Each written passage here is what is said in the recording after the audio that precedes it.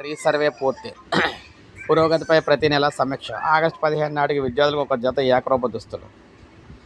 మొత్తంగా చూసుకుంటే రాష్ట్ర వ్యాప్తంగా మార్చి 27 నాటికి అంటే 2027 నాటికి 3 విడతల భూముల రీసర్వే పూర్తి చేస్తామని, దీన్ని పురోగతిని ప్రతి నెల సమీక్షిస్తామని రెవెన్యూ, గృహ నిర్మాణ శాఖ మంత్రి పొంగులేటి శ్రీనివాసరెడ్డి అన్నారు.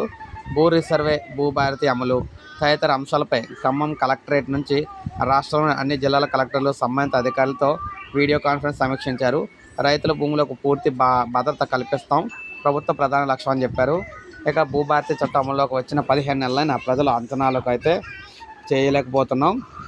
ఈ చట్టం సమర్థంగా అమలు కావాలంటే రాష్ట్ర వ్యాప్తంగా భూ సర్వే అవసరమని మేధావులు సూచించడంతో ప్రభుత్వం ఈ నిర్ణయం తీసుకుంది. పైలట్ ప్రాజెక్టుగా నక్షాలు లేని 413 ప్రాంతాల్లో అధునాతన రోవర్లతో రీసర్వే నిర్వహిస్తే 90% సమస్యలు పరిష్కారం అయ్యాయి. ఖమ్మం జిల్లా ఎర్రుపాలెం మండలంలో నక్షాలేని ములుగుమాడు గ్రామంలో సర్వే పూర్తి కావడంతో ముఖ్యమంత్రి రేవంత్ రెడ్డి చేతుల మీదుగా రైతు ఆశీర్వాద సభలో ఈ పట్టాదారు పాస్ పుస్తకాలను పంపిణీ చేశాం.